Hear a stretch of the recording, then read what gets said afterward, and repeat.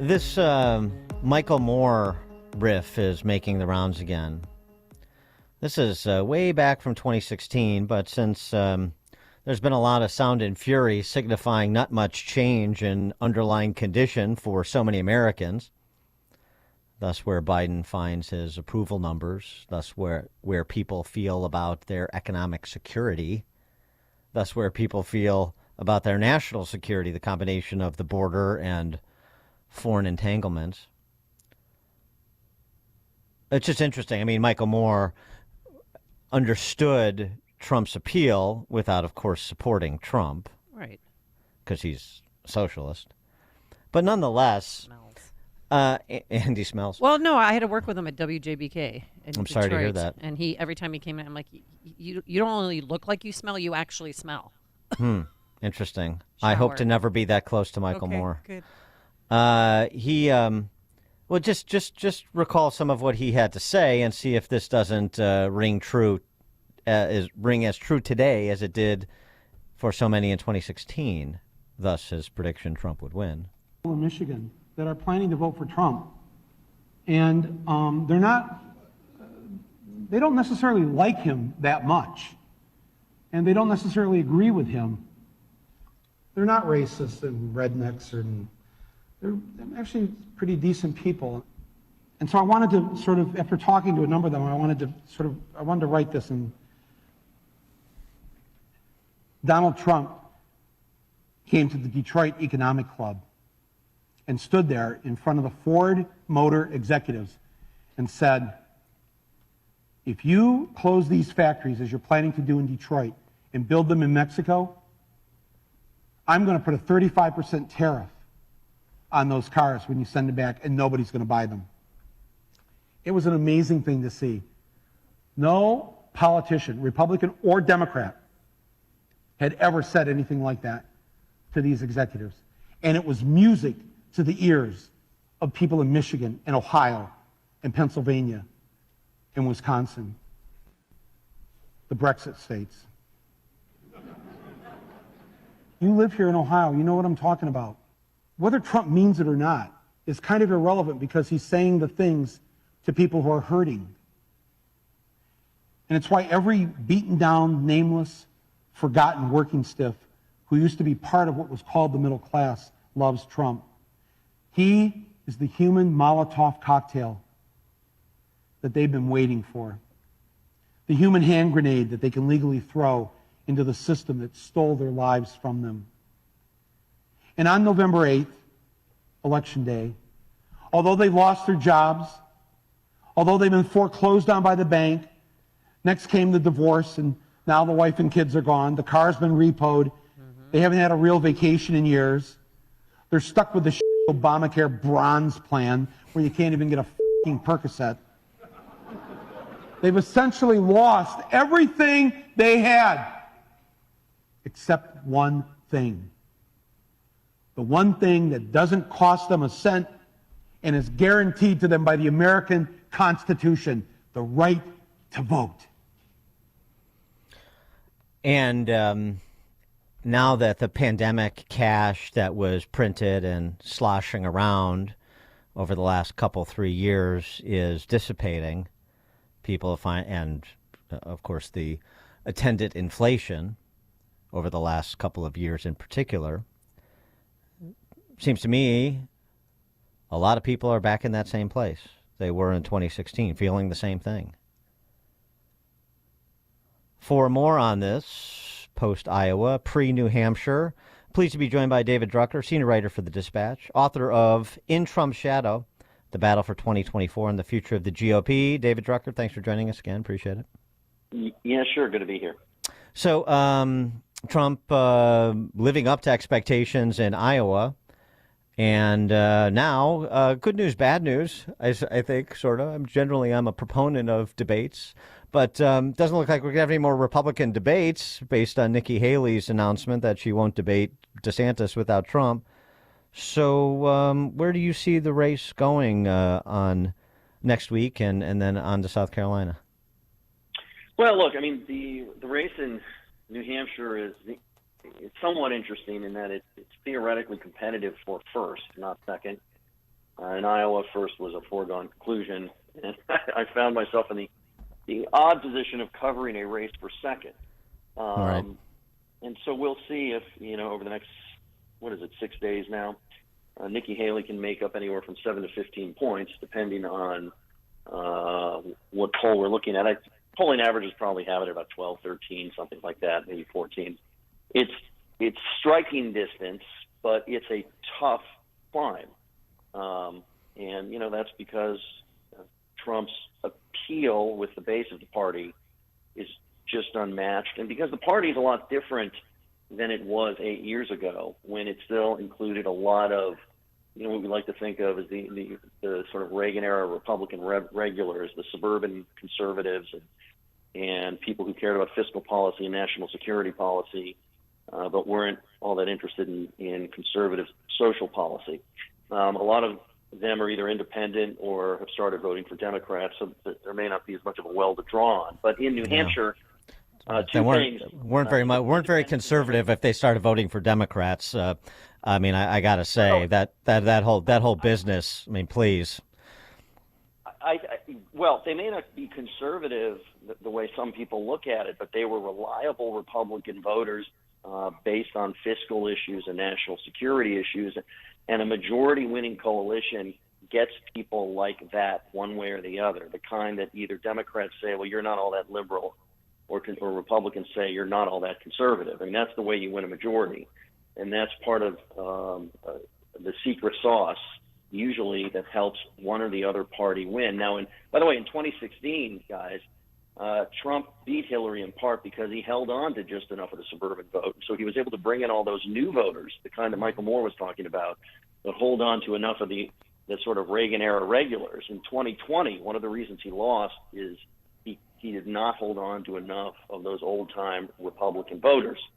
In New Hampshire, it's an open primary, so independents can vote, Democrats can vote if they want, and there really is no Democratic primary because of how the DNC, the Democratic National Committee, changed the rules. And so we'll see if Haley's able to capitalize on that. It's an uphill climb, but we'll see. But who do you think all the independents, because there are Democrats that are going to vote, and they claimed before that they were going to vote for Chris Christie. Now, the Chris Christie supporters, do you think they'll go toward Haley? Well, I think that if they vote, most of them will, but not all of them. And Haley has to draw. I'm not a poker player, so I feel like I keep messing this analogy up. It's like she's got to, draw an inside straight or get the bet. That's draw right. a hand. Yes, right? inside straight is the proper. Yes. Dan knows. Okay, so it's doable, and if she's a good card player, maybe it's doable. It's just that it's not going to be easy, and it'll be interesting to see how she approaches this week. I actually think tactically, and I may be in the minority here from what I've been reading on social media, that she was smart to refuse to debate unless Trump participated, because I don't think it does her any good anymore to be on the stage alone with DeSantis, given her position in New Hampshire, which is at least within striking distance, where she'd have to either ignore every attack from him all night and focus on Trump, but then risk looking like she wasn't fighting the guy next to her. And I just don't see what that would. In Iowa, it was something I felt she definitely needed to do, but I don't see what it gets her in New Hampshire. Well, right, I agree, which of course makes all of her criticism about Trump not participating in the debates in Iowa a bit hypocritical. It's just these were my interests at the time. Now I have new interests, but there's no principle. That's what candidates do all the time. Well, I understand, but I'm just pointing out there's no principle at stake because all of this, high-minded. It's never any principle at stake. Well, okay. Well, maybe for some. Strategy-wise, I'm not talking about issues. Yeah, I understand. But so speaking of the person that she won't debate without Trump, I like Ron DeSantis, but I don't see the play for him here. Not only skipping New Hampshire, and sort of trying to reconstitute his troops in South Carolina. Not only is that not any real indication that he has any sort of significant base on which to build in South Carolina. He's going to be out of the conversation for the better part of a month after New Hampshire until you get to South Carolina. Can he even survive that long? I don't know that he can survive that long. I know, my sources tell me that the money to compete in New Hampshire via Never Back Down, his super PAC, which runs the ground game and does all of the campaign events, so they're officially Never Back Down events, but they're his campaign events. That the money was already paid for. The money was spent, the flights were booked, the hotels were booked, the people were paid, and so he can do this for a week. He's at 5% in New Hampshire. I mean, he just is nowhere near doing anything about anything. And again, Trump is very strong in South Carolina and Nevada, and there's no such thing as getting to Super Tuesday, okay? In a national primary, which it's a quasi-national primary, the guy with the most support by far and plenty of money, and he's practically an incumbent, is going to run circles around everybody. The only way you stop that from happening is by knocking him off in one of the 4 early states, but not just one, probably 2. And then all of a sudden it's a race. If he's not beaten in New Hampshire by Nikki Haley, who's the only candidate positioned to beat him in New Hampshire, it's over. She's not going to roll into her home state and beat Trump. He's extremely strong there. He has the grassroots. He has the establishment. And in effect, Donald Trump is the establishment. Yeah. And this is it. This week, they don't stop him here. They do not stop him. I want to get a handle on a sort of I don't want to say conspiracy theory because, it's just fantasy politics. Here's what's really going on. Everybody has a theory. But Rand Paul's announcement on Friday that, his Never Nikki website and we have to stop Nikki Haley and so forth. And the belief that there is this deal that's been cut. And Trump already knows who his VP nominee is because it's Nikki Haley.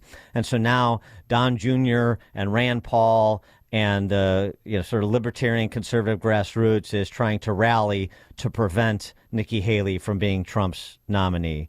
What kind of stock do you put into that theory? I put stock into no conspiracy theory ever because if people could pull off conspiracy theories, think of all the simple stuff they'd get right that they just mess up constantly. Look, Trump is ever transactional. If he gets, whether it's next week or next month or 3 months from now, and somebody tells him, you pick Nikki Haley and you're going to win, you think he's not going to consider it? Of course he's going to consider it. But Trump is famous for making a decision based on the last person he spoke to on the phone. I mean, that's how it was when he was president. That's how it is often.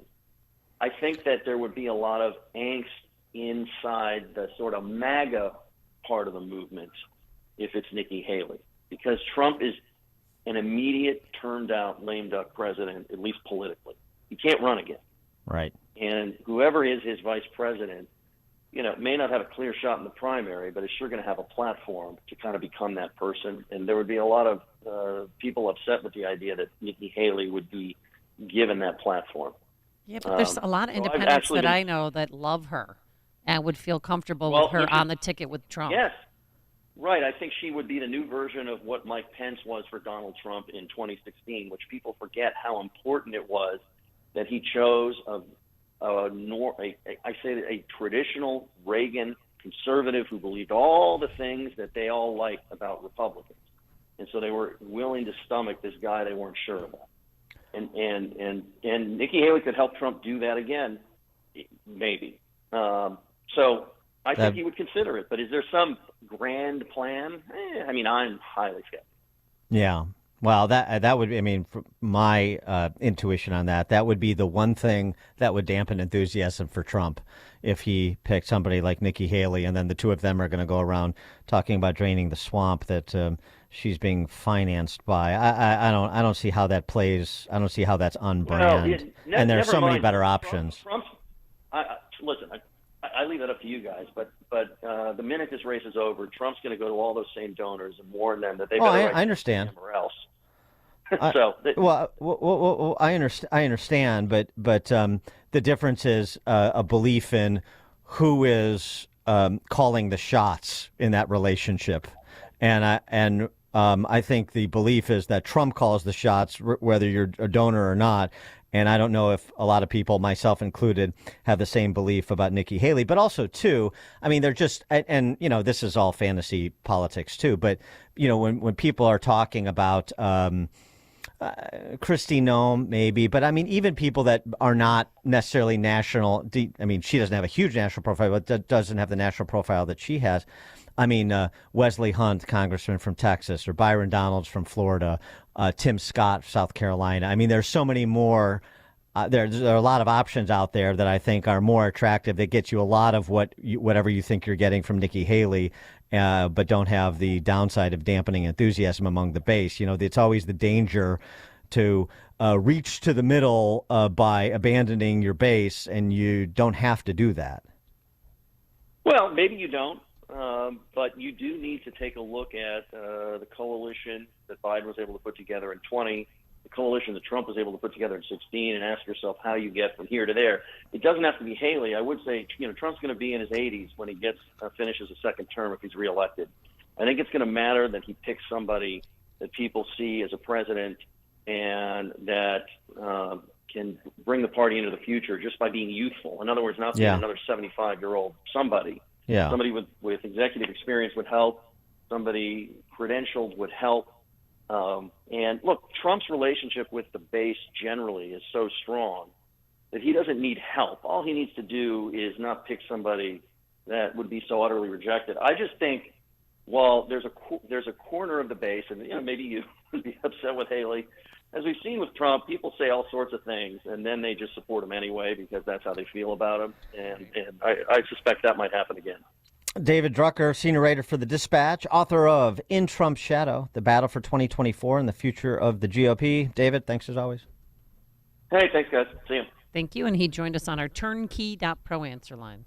Listen to podcasts of Dan and Amy from the AM 560 mobile app. Download it today at 560theanswer.com/mobile. When you're serious about your concealed carry training and education and are ready to learn from an active police officer with a teaching degree, check out Illinois Concealed Carry Training in Midlothian. You'll learn safe, responsible firearm use, home defense planning, conflict avoidance, situational awareness, and how to remain physically, morally, and financially safe in the event you must use your firearm in self-defense or the defense of another. Weekday and weekend classes available. I'm Sergeant Gary Carr, police firearms trainer and the owner of Illinois Concealed Carry Training.